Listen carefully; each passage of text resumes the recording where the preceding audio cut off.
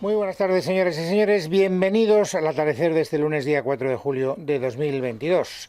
No les diré nada nuevo, nada que ustedes desconozcan, si les recuerdo que las cosas no van bien en España. Uno mira cómo están los precios, cómo está la inflación, cómo está el precio del combustible, cómo está la planificación de las vacaciones, por ejemplo, y no hace falta que sigamos hablando durante mucho tiempo más. Y cuando las cosas no van bien, los ciudadanos no tenemos más remedio que mirar a las personas a las que pagamos para resolver los problemas, en este caso a los gobernantes. El gobierno siempre es el que tiene que pagar la peor factura porque el hecho de que las cosas no vayan bien, pues efectivamente se produzcan en esos términos. Hoy hay una encuesta, por ejemplo, lo digo para objetivar de alguna manera hasta qué punto no es solo una reflexión subjetiva, porque en política casi todo es opinable, me lo han oído decir muchas veces.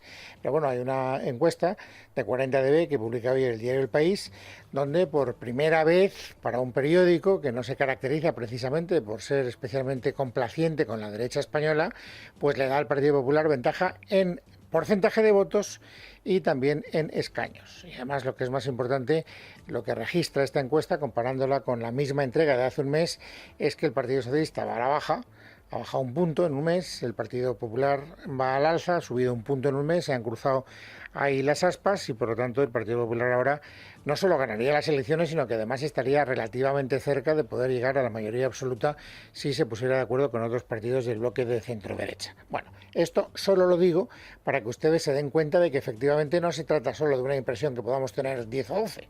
O sea que no, que las cosas pues en España están yendo regular y que el gobierno necesita darle la vuelta a esa sensación como sea. Y ahí es donde encontramos la noticia más destacada del día, porque hoy hemos conocido los datos del paro. Y los datos del paro, pues el presidente del gobierno y los secretarios de Estado y los ministros económicos y todos los trompeteros que hacen un poco de propaganda del partido gobernante, pues se han puesto a venderlos como si fueran, en fin, el bálsamo de Fierabrás, el dato que nos tiene que sacar de todos los problemas que estamos padeciendo. Sánchez, presidente del gobierno, don Pedro, al conocer los detalles, valoración para que ustedes la tengan en la memoria. Hoy hemos conocido unos datos sencillamente formidables.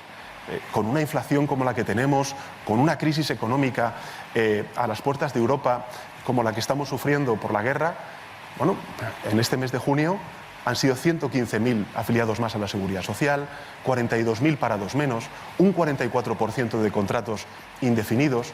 Tenemos más de 740.000 afiliados a la Seguridad Social con contratos indefinidos que antes de la pandemia. Bueno, estaba contento el presidente del gobierno y la verdad es que no hay que afearle la conducta. Si el dato es bueno, pues el presidente del gobierno ahora viene a alegrarse. Es más, han salido en su ayuda a escoltarle en esta venta tan triunfalista de los datos que hemos conocido hoy, los secretarios de Estado de Empleo y de Seguridad Social, cada uno para poner el foco en lo que es de su jurisdicción más inmediata. Por ejemplo, Joaquín Pérez Rey, secretario de Estado de Empleo. ¿Qué es lo que quiere poner en valor, como dicen ahora los políticos, lo que quieren destacar? Pues el inmenso incremento que ha habido de contratos indefinidos. El mes de junio de 2022 es el mes de la historia de nuestro país donde más contratos indefinidos se han realizado. No hay ningún otro mes a lo largo de toda nuestra historia donde hayamos tenido una cantidad tan grande de contratos indefinidos. Fíjense ustedes, se han firmado más de 780.000 contratos indefinidos en un solo mes. No solo son las cifras que dan, los datos que nos facilitan, sino el énfasis con que nos cuentan los datos que nos están dando a conocer. Otro dato que ha querido el gobierno, a través en este caso del secretario de Estado de Seguridad Social, valorar de manera especialmente llamativa los datos de afiliación. Escuchen a Borja Suárez. Nos sitúa ante uno de los meses de junio más positivos de la serie histórica. Solo el año pasado y el año 2005, en aquel entonces marcado por el proceso de normalización de extranjeros, ofrecieron un resultado más positivo. Y les podría dar muchos más detalles, porque hoy han hablado muchas más personas. Ha hablado también la ministra de Trabajo, Yolanda Díaz, ha hablado también la ministra Montero, han hablado otros muchos secretarios de Estado. También desde Unidas Podemos ha habido voces que se han querido sumar, digamos, a esta celebración estadística, porque los datos no dejan de ser elementos de pura estadística. ¿Cuál es el problema? El problema es que cuando el gobierno tiene tantas ganas de agarrarse a un clavo ardiendo y de vender un dato como si fuera la panacea, como si fuera el final del túnel, como si fuera la esperanza a la que tenemos que agarrarnos para tener una visión del próximo otoño un poco más positiva, pues uno generalmente corre el peligro de pasarse de frenada. Y esto es lo que me parece a mí que le ha pasado hoy al gobierno. Y no me parece a mí porque yo sea un gran experto, sino porque he escuchado a muchos expertos y a gente que sin ser experto tiene una visión también distinta de la que nos ha querido vender el gobierno. Hombre, que el principal partido de la oposición quiera echarle agua al vino no es noticia, porque ya saben ustedes que esto forma parte de lo que es la idiosincrasia del primer partido de la oposición.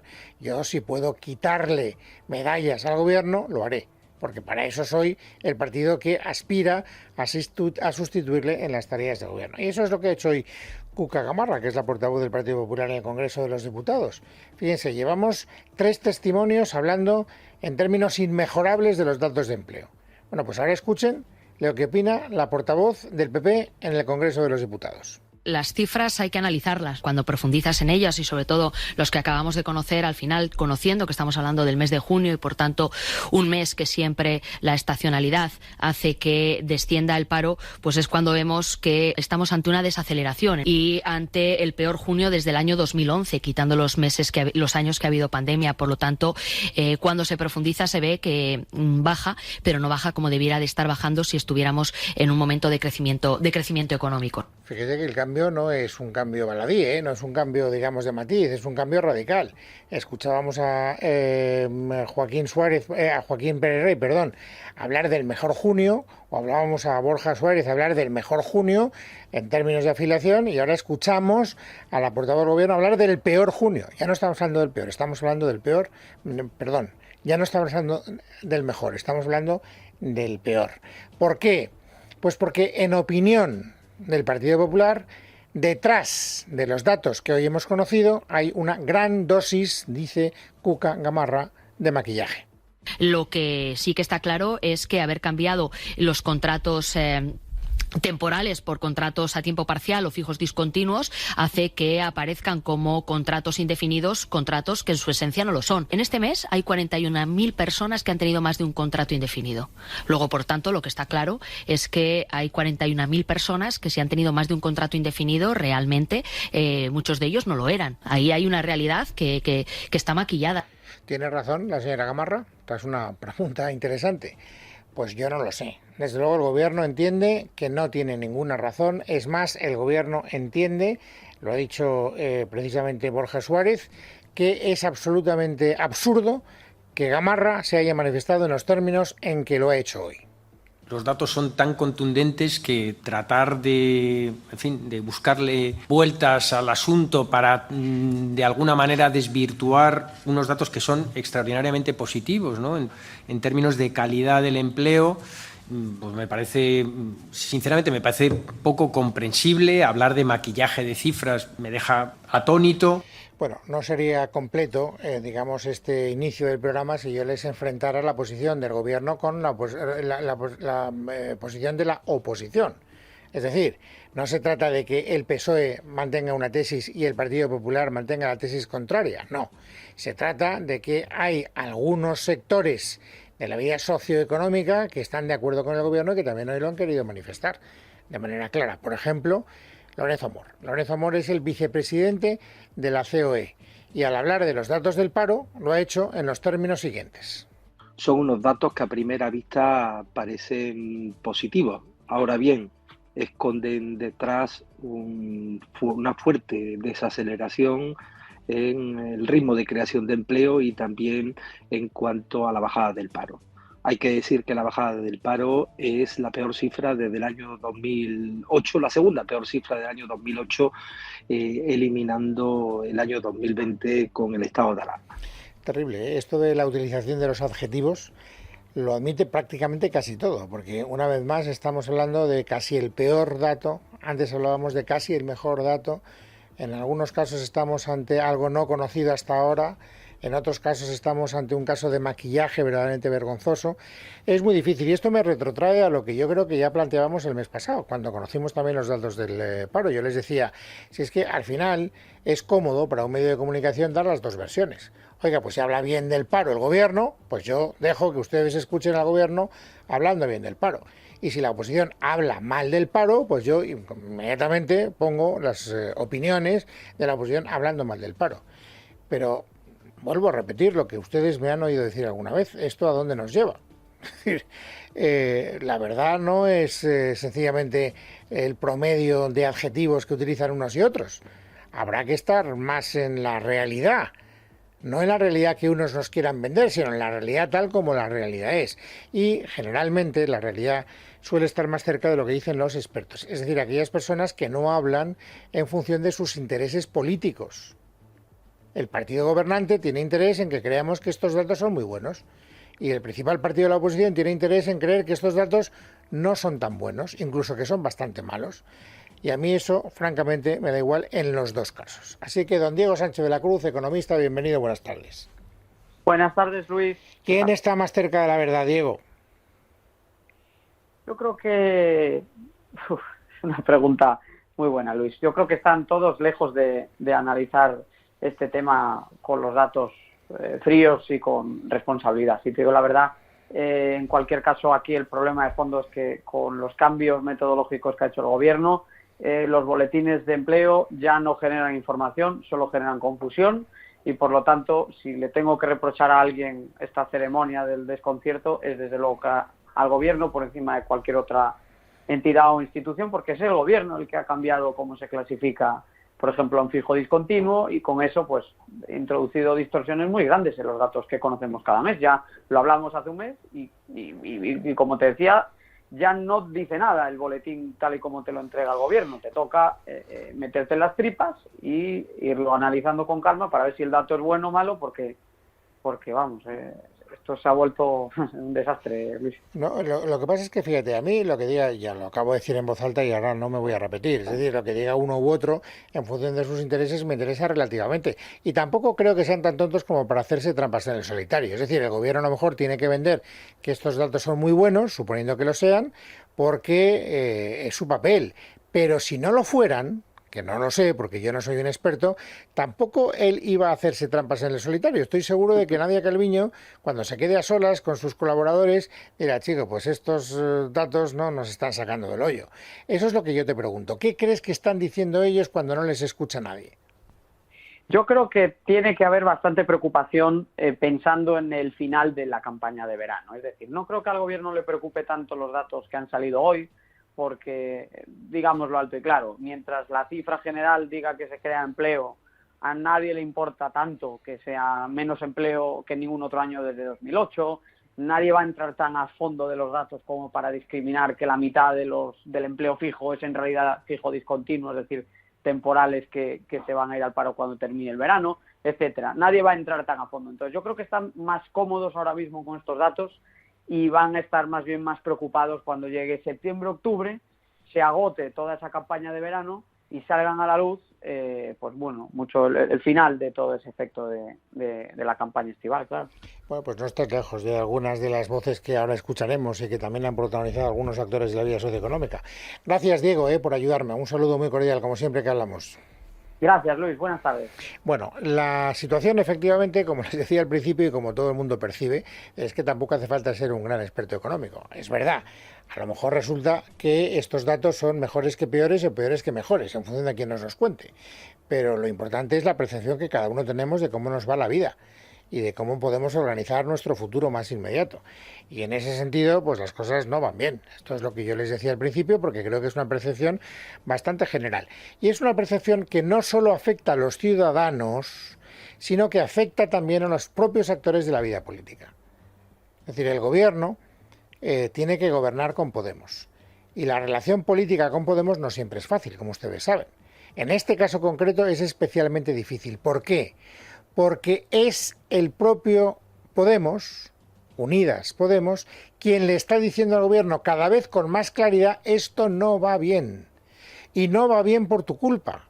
y tienes que cambiar el rumbo, porque como no cambies el rumbo, nos van a pillar a todos y nos van a mandar a freír malvas. Esto es lo que yo entiendo que ha dicho hoy, juzguen ustedes, Ione Belarra. Creo que los últimos acontecimientos y declaraciones han derivado en un momento de la legislatura en el que no se perciben unos objetivos políticos claros en la acción del Gobierno de coalición. Y creo que esta es una sensación compartida por muchísima gente progresista en nuestro país. Es preocupante que cada vez más gente tenga la sensación de que es Podemos en solitario quien levanta las banderas que deberían ser la señal. ¿Tienes una casa y más de 65 años? ¿Te gustaría hacer esos proyectos que siempre deseaste, pero necesitas dinero para hacerlos? Para esto y mucho más, descubre Hipoteca Senior, un servicio de Óptima Mayores para que tu vivienda te proporcione una mejor jubilación y tu casa seguirá siendo tuya. Infórmate gratis en el 900-800-864 o en hipotecasenior.es. De identidad de un gobierno progresista. Bueno, pues estas diferencias son muy importantes porque se van a poner de manifiesto en septiembre. Ahora va a haber una cierta tregua, porque antes o después el gobierno se irá de vacaciones y la gente también, y por lo tanto pues las preocupaciones quedarán no olvidadas, porque nadie se olvida de las preocupaciones, pero sí un poco arrinconadas. Y luego cuando llegue septiembre y abramos el armario, nos las encontraremos ahí y las volveremos a enfrentar. ¿Y qué es lo que tendrá que enfrentar el gobierno cuando abra el armario en septiembre? La fabricación, la preparación de los presupuestos generales del Estado, con unos socios que, como acaban de escuchar, no ven con buenos ojos cómo está yendo la política social del gobierno.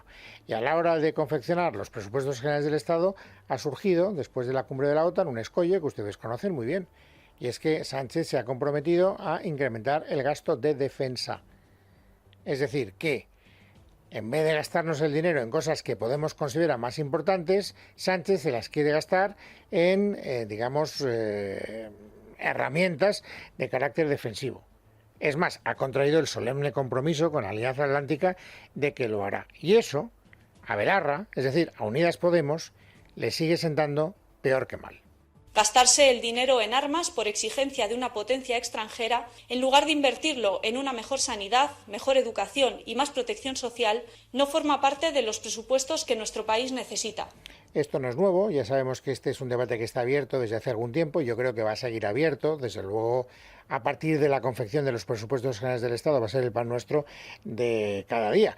Y también sabemos que el gobierno está tratando de vadearse ahí en esa situación tan complicada haciendo una promesa y es, bueno, yo me he comprometido con la OTAN y no tengo más remedio que cumplirlo a incrementar el gasto de defensa, pero no se preocupen ustedes, señores de Unidas Podemos, porque eso no quiere decir o no va a significar que yo reduzca el gasto social. ¿Ustedes quieren más gasto social? Pues tendremos más gasto social, tendremos más gasto de defensa y más gasto social. Cualquier cosa, ha dicho hoy Felipe Sicilia, el portavoz de la Ejecutiva Federal del PSOE, menos poner en riesgo el estado del bienestar.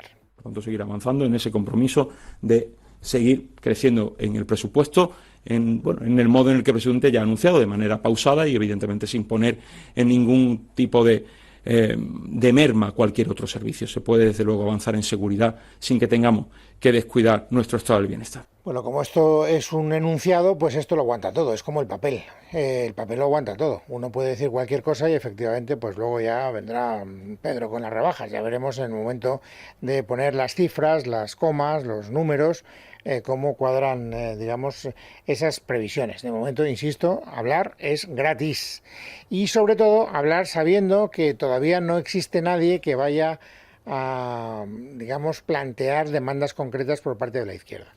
Saben que estamos en un momento político complicado, entre otras razones, porque lo que hay a la izquierda del PSOE está en fase de reconstrucción. Y por lo tanto, pues no se sabe si hay que escuchar lo que diga Ione Belarra, o si hay que escuchar lo que diga Pablo Iglesias, o si hay que escuchar lo que diga Irene Montero, o lo que diga Yolanda Díaz, que es la que tiene que poner en pie, y va a empezar a ello el viernes de esta misma semana, el proyecto Sumar, que es lo que ella quiere constituir como plataforma electoral que sea capaz de, atraer votos que sirvan para hacer coalición con el Partido Socialista. Hoy Yolanda Díaz no ha dado ninguna pista a propósito de sus proyectos. Lo único que ha dicho es que tiene muchísimas ganas de empezar, que arden deseos de hacerlo y que le sobran fuerzas. Estoy con muchísima fuerza, con muchas ganas, deseando arrancar el próximo viernes y desde luego ya me lanzo a este proceso que espero que sirva, ¿no?, para convertir la oportunidad de abrir un nuevo país, de levantar un nuevo país con la ciudadanía en el centro. ¿Llegará tiempo de levantar un nuevo país con la ciudadanía en el centro? Esta es la gran pregunta. Desde luego, el Partido Popular tiene muy claro que no, porque en esa entrevista de la que hablábamos hace un instante, de Cuca Gamarra, esta mañana en la cadena SER, ha dejado muy claro que el PP tiene diagnosticado, según ella, que el desgaste del gobierno, que el desgaste de Sánchez es poco menos que irrecuperable. Estamos hablando de un gobierno que tiene un desgaste impresionante, ¿no? Un gobierno que cada día tiene menos respaldo social y no hay más que salir a la calle y preguntar en cualquier bar, en cualquier cafetería, en cualquier parque y testar cómo está la sociedad española. Y el presidente del gobierno no se da cuenta que el problema es él. Bueno, no sé si se da cuenta, yo creo que sí, no sé si se da cuenta que el problema es él, porque eso es pedirle además mucho, pero que tiene un problema sí se da cuenta, insisto, es lo que les decía al principio. No se trata solo de que haya opiniones que nos lleven más o menos en esa dirección, es que hay algunos datos demoscópicos que nos permiten apuntalar esa opinión. Y vuelvo a referirme a la encuesta que comentaba al principio de 40dB que publica hoy el diario El País. Por primera vez El País publica una encuesta en la que Feijóo gana en escaños y en porcentaje de voto a don Pedro Sánchez. ¿Qué dice Felipe Sicilia de esa encuesta? De ese desgaste del que habla el Partido Popular. Pues algo que a mí me ha sorprendido muchísimo. Escuchen. ¿En qué está preocupado el Partido Popular? Ya sabemos que el Partido Popular mira con detenimiento todas las encuestas. Lo sabemos. Es más, somos conscientes que algunas de esas encuestas, seguramente más que medir la opinión, están para influir en la opinión, cosa que al Partido Popular le podrá venir muy bien. Pero ¿por qué me sorprende? Porque estamos hablando de la encuesta que publica hoy el diario El País, señor Sicilia. A ver si nos aclaramos. ¿Me quiere usted decir o me quiere usted dar a entender que El País publica encuestas para favorecer un clima de opinión en beneficio del Partido Popular? Porque esto sería verdaderamente sorprendente. Por eso digo que es una reflexión la que he escuchado hoy en boca del señor Sicilia que me ha dejado verdaderamente patidifuso. Bueno, y en todo caso, lo que digan las encuestas efectivamente tienen un valor relativo, esto va cambiando para arriba o para abajo, pero lo que sí que es verdad es que, y lo hemos escuchado antes en boca de algunos de los actores de la vida política de nuestro país, en septiembre nos espera una situación de mucha incertidumbre. ¿De cuánta incertidumbre? Pues no lo sé. Si, por ejemplo, damos por bueno el pronóstico de Lorenzo Amor, del vicepresidente de la COE, de mucha no, de muchísima incertidumbre. Desgraciadamente, si no cambia la situación socioeconómica que estamos viviendo en España, aunque también en el entorno europeo, va a ser complicado mantener los empleos que se están creando en estos momentos. Y desde luego los datos de empleo somos pesimistas ante lo que pueda ocurrir en los próximos meses. ¿Y el gobierno qué dice ante esto? Que naturalmente esto es catastrofismo de la COE. Que el gobierno toma medidas y que esas medidas son eficaces y que gracias a la eficacia de esas medidas, en septiembre no pasará nada especialmente grave. Escuchen a Raquel Sánchez. Las reformas que estamos acometiendo están funcionando. Desde luego, la reforma laboral nos ha permitido consolidar ese crecimiento del empleo, nos ha permitido consolidar esa creación de empleo más estable y, desde luego, esos datos, acompañados con el crecimiento económico, desde luego que nos permiten, con muchas cautelas, anticiparnos a unos meses que, si bien es cierto, van a ser unos meses complicados, pero me gustaría que no cayéramos en el desánimo. Bueno, si el desánimo es consecuencia de la eficacia con la que uno afronta los problemas, señora Sánchez. Quiero decir, caeremos en el desánimo si vemos que las medidas que el gobierno ponga en marcha a partir de septiembre no son eficaces, pero no dejaremos de caer en el desánimo porque usted nos pida que no caigamos en el desánimo. En fin, tampoco me quiero liar porque es una reflexión bastante de perogrullo. Nos vamos a ir enseguida a las noticias destacadas de la jornada, las otras noticias destacadas de la jornada, pero antes ya saben que tenemos que saber cómo está la situación en Ucrania. Verónica Jorro. La caída de Lisičansk, el último bastión ucraniano en la provincia de Lugansk, marca un nuevo punto de inflexión en la guerra. En este sentido, Zelensky ha dicho que no renuncia a nada y que volverá a la zona. Ucrania tiene su tierra y soberanía y estamos luchando para la paz. Esto es una paradoja del siglo XXI, ya que si dejamos las armas, Ucrania desaparece y dejamos de existir, ha dicho Zelensky, que ha señalado que el país sigue un camino para mantener su existencia. Vladimir Putin, por su parte, ha felicitado a sus tropas y una vez alcanzado uno de sus objetivos, se centrará ahora, además del Donbass, en el sur y en el este del país. Mientras la ofensiva continúa, durante 2 días los líderes occidentales se reúnen en Suiza para estudiar la reconstrucción de Ucrania. El ministro de Rusia de Exteriores, Sergei Lavrov, ha acusado a Occidente de utilizar la crisis alimentaria y los intentos de culpar a Rusia de la misma para introducir, dice, las fuerzas navales de la OTAN en el Mar Negro. Algunos de los esfuerzos de nuestros socios para vincular el tema del suministro de grano y fertilizantes rusos al mercado mundial con el desbloqueo de los puertos ucranianos pretenden ocultar sus planes de introducir las fuerzas navales de la OTAN aquí en el Mar Negro y crear un mecanismo de exportación del cereal que sería controlado por la Alianza Atlántica, ha dicho Lavrov tras reunirse con su homólogo venezolano. Mientras, el ministro ucraniano de Asuntos Exteriores, Dmytro Kuleba, ha descartado que en un futuro cercano la OTAN dé pasos concretos para asegurar la entrada de Ucrania en la alianza, la cual, ha subrayado, sigue viviendo en la lógica de antes de la guerra con Rusia. Lunes 4 de julio de 2022. Vamos, amigos, ahora a completar el paisaje informativo sobresaliente del día. Nayara Fernández, buenas tardes. Buenas tardes, Luis. El Tribunal Superior de Justicia de Cataluña ha constatado la imposibilidad legal de ejecutar la sentencia que obliga a impartir un 25% de horas lectivas en castellano porque se contradice con la nueva normativa aprobada por el gobierno catalán.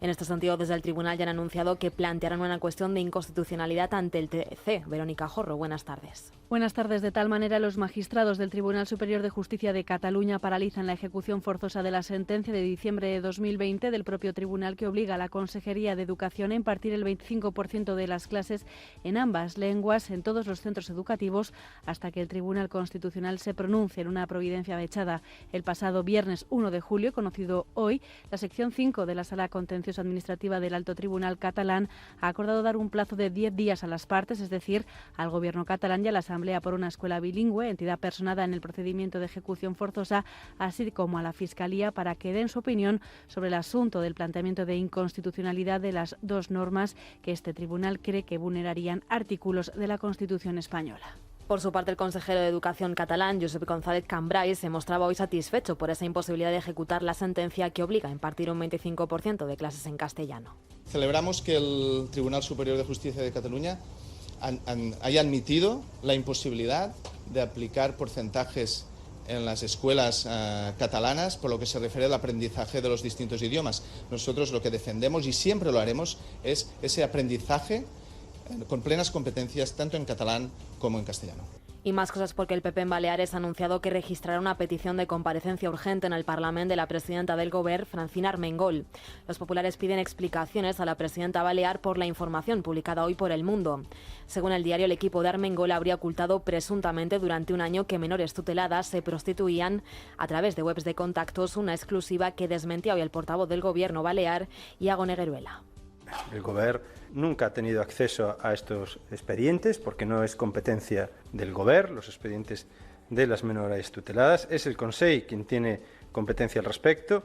La información, por tanto, consideramos que es falsa, la que ha salido hoy en medios, porque Baleares además nunca se ha ocultado el problema. Por otro lado, desde la Comunidad de Madrid han criticado hoy duramente al Gobierno por el anuncio de un plan para hacer fijos a más de 67.000 sanitarios. Pedro Sánchez adelantó el fin de semana que este plan se aprobará mañana en el Consejo de Ministros. Sin embargo, el consejero de Sanidad madrileño, Enrique Ruiz Escudero, acusaba esta mañana al Ejecutivo Central de atribuirse un plan que viene dictaminado por Bruselas y que depende de las comunidades autónomas. Es rotundamente falso. Es otra de las noticias podríamos decir de casi de apropiación indebida por parte del presidente del Gobierno, porque esto responde a un mandato europeo y fruto de ese mandato europeo salió la Ley 2021 y somos las comunidades autónomas las que hemos negociado esas plazas. Le doy el dato. En Madrid, en ese proceso de estabilización que queremos hacer, es pasar del 55% de personal fijo que tenemos al 2024 a llegar al 83%.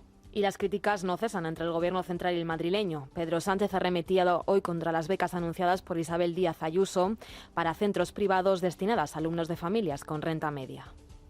Eso es retorcer, violentar el propio significado de la política pública de redistribución de la renta y, por tanto, de impulso a las políticas de igualdad en generaciones que, por desgracia, no tienen los niveles de renta en sus familias para poder estudiar lo que ellos consideren oportuno y poder, por tanto, expandir todas sus potencialidades. Desde UGT Madrid también han acusado al gobierno madrileño de beneficiar a las rentas más altas con su política de becas, mientras desde el PP nacional defendían hoy la medida de Ayuso. Y a pesar de las imágenes de largas colas de coches en Ceuta durante el fin de semana, el ministro del Interior, Fernando Grande Marlaska, ha negado hoy el colapso en la ciudad por la operación Paso del Estrecho. Marlaska ha hablado de atascos puntuales y ha dicho que ya se han puesto a disposición medios policiales para agilizar el tránsito de personas y vehículos. Hemos podido dar respuesta y ya se están tomando las medidas necesarias y precisas para agilizar incluso esas situaciones, vuelvo a decir, contingentes. Y aumenta la preocupación entre los expertos por la subida de los contagios por COVID y por la creciente presión hospitalaria en todas las comunidades autónomas. En estos momentos la ocupación por COVID en los hospitales es ya del 8,3% a nivel nacional. Los médicos de familia hablan de la octava ola y llaman a extremar las precauciones. Leticia Barquín. Las cifras de contagios llevan semanas subiendo y también las hospitalizaciones. Los expertos temen un verano complicado en el sistema sanitario. Son partidarios de que se utilice la mascarilla en interiores concurridos y que los positivos por COVID se aíslen aunque no tengan síntomas o sean leves para evitar que el virus alcance a los más vulnerables. El portavoz de la Sociedad Española de Médicos Generales y de Familia, Lorenzo Armenteros, ha alertado que ya hemos dejado atrás una séptima ola que califica como fantasma para dar paso a una nueva. Las manifestaciones que se presentan en esta denominada octava ola, porque tiene características diferenciales, más número de casos, una variante diferente y la sintomatología que presenta también ha variado, con una mayor severidad. Hay más fiebre, más tos, más dolor de garganta, que es uno de los síntomas característicos. Por eso la Sociedad Española de Epidemiología pide que se permita teletrabajar al tiempo que anima a quienes no se hayan vacunado a que completen la pauta. Y los Reyes están ya en Barcelona junto a sus hijas, la princesa Leonor y la infanta Sofía, y en unas horas van a asistir a la entrega de premios Princesa de Girona. Esta es la tercera ocasión en la que los galardones se entregan en la ciudad condal, tras la declaración de Felipe VI como persona non grata por parte del Ayuntamiento de Girona en 2017. Y fuera de nuestro país, en Dinamarca, las autoridades descartan la motivación terrorista en el tiroteo ayer en un centro comercial en Copenhague, que dejó 3 muertos y 4 heridos graves. Según ha confirmado la policía, el atacante de 22 años contaba con antecedentes psiquiátricos y eligió al azar a sus víctimas. En casa de Herrero, con Luis Herrero. Es Radio. ¿Tienes una casa y más de 65 años? ¿Te gustaría contar con dinero extra para mejorar tu nivel de vida? Para esto y mucho más, descubre Hipoteca Senior, un servicio de Óptima Mayores para que tu vivienda te proporcione una mejor jubilación y tu casa seguirá siendo tuya. Infórmate gratis en el 900 800 864 o en hipotecasenior.es.